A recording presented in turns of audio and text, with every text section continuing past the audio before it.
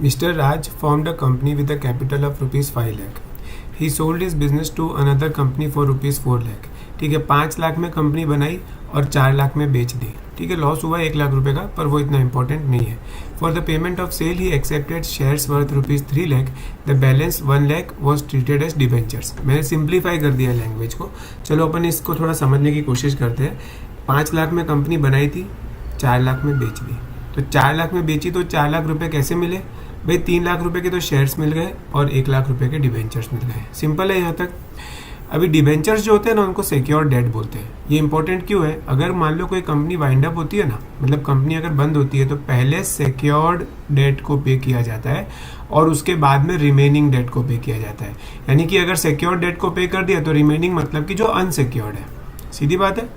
तो ये इंपॉर्टेंट बात है. कंपनी का वाइंडिंग अप होने वाला है इस क्वेश्चन में, तो ये चीज़ समझनी जैसी है कि डिबेंचर सिक्योर्ड होते हैं. तो यानी कि कंपनी अगर वाइंड अप होगी तो पहले ही 1 लाख रुपया पे किया जाएगा और उसके बाद में अगर कोई अनसिक्योर्ड डेट बचा है तो वो पे किया जाएगा. चलो आगे बढ़ते हैं एक बार. His wife and 3 daughters took 1 share each. ये इतना इंपॉर्टेंट नहीं है. Owing to the strike of the company was wound up. देखिए, कंपनी यहाँ पे वाउंड अप हो गई. The assets of the company was valued at 60,000. मतलब कंपनी के जो एसेट्स थे वो 60,000 रुपीज़ के थे. ये इंपॉर्टेंट क्यों है? क्योंकि यही पैसे से डेट को पे किया जाएगा.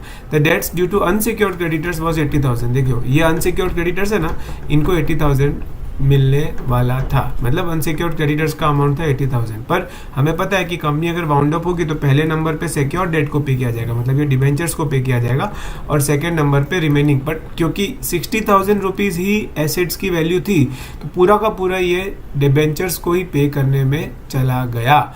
ये अनसिक्योर्ड क्रेडिटर्स को कुछ नहीं मिला. तो Mr Raj retain the entire sum of 60,000 as part payment of loan. तो ये जो डिवेंचर्स थे वो किसके पास में थे? मिस्टर राज के पास में थे ना. तो मिस्टर राज ने ये पूरा का पूरा 60,000 अपने पास ही रख लिया, ये बोल के कि भाई मेरे तो 1 लाख रुपए के डिवेंचर्स ही हैं. तो उसने उसके अगेंस्ट वो 60,000 सेट ऑफ कर दिए. तो ये अनसिक्योर्ड क्रेडिटर्स को कुछ भी नहीं मिला. To this the other creditors objected. उन लोगों ने ऑब्जेक्ट किया.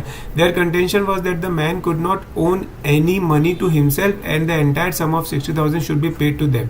यानी कि इन लोगों का बोलना क्या था कि भाई मिस्टर राज तो मेंबर है, मिस्टर राज के पास तो शेयर्स भी है ना कंपनी के, तो वो तो मेंबर है. तो कंपनी के मेंबर होते हुए वो खुद को पैसा कैसा दे सकता है? वो कंपनी का मेंबर है तो मेंबर खुद को पैसा कैसे दे सकता है? ये 60,000 रुपीज़ मिस्टर राज कैसे लेके जा सकता है? मिस्टर राज तो मेंबर है. तो ऐसा उन लोगों का बोलना था कि भाई मिस्टर राज को पैसा नहीं मिलना चाहिए क्योंकि वो तो मेंबर है. Examine the rights of mister Raj and other creditors who will succeed. तो हमें बताना है कि यहाँ पर मिस्टर राज जीतेंगे कि अनसिक्योर्ड क्रेडिटर्स जीतेंगे. तो यहाँ पर अपन को सबसे पहले अपने को पता ही है कि कंपनी की एक सेपरेट लीगल एंटिटी होती है, वो बात हमें बतानी है. मतलब कि कंपनी और उसके मेंबर्स सेपरेट होते हैं, उनके बीच में एक पर्दा होता है जिसको अपन बोलते हैं, क्या बोलते हैं उसको? कॉर्पोरेट व्हील बोलते हैं. उसका मतलब क्या है? Company is separate from its members. Members are not liable for the debts of the company. मतलब कि अगर कंपनी के अनसिक्योर्ड क्रेडिटर्स हैं तो उसका मतलब ये नहीं है कि वो मेंबर्स उसके लिए लायबल होंगे. वो कंपनी के अनसिक्योर्ड क्रेडिटर्स हैं. भाई मिस्टर राज मेंबर है तो उससे क्या फर्क पड़ता है? मिस्टर राज के पास तो डिबेंचर्स भी है. तो डिबेंचर्स अगर सिक्योर्ड डिबेंचर्स है, मतलब कि सिक्योर्ड डेट हो गया ना, तो उनको पहले पेमेंट मिलना चाहिए. जस्ट बिकॉज वो मेंबर है उसका मतलब ये नहीं है कि वो कंपनी की जो दूसरी लायबिलिटी है उसके कारण परेशान उनको होना पड़ेगा. ऐसा नहीं हो रहा है.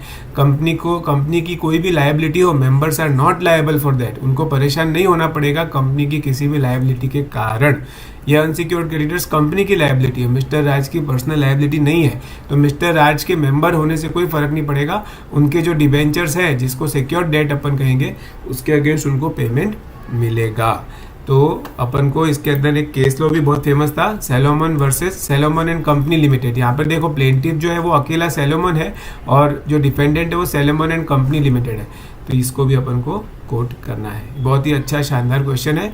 इसके क्वेश्चन को आप फिर से एक बार पढ़िए, आप समझिए, तो आपको बहुत अच्छे से क्लियर हो जाएगा कि ये क्वेश्चन क्या बोलना चाहता है. इस टाइप के क्वेश्चन एग्जाम में आ सकते हैं. और ऐसे क्वेश्चंस में आप अगर केस लॉ कोट करके आओगे, ये कॉर्पोरेट व्हील वाली बात लिख के आओगे, members are not liable for the debts of the company, ये लिख के आओगे, तो आपको बहुत अच्छे से फुल मार्क्स मिलेंगे. इसका स्टैंडर्ड आंसर भी मैंने डाला है, आप एक बार उसको देख लीजिएगा.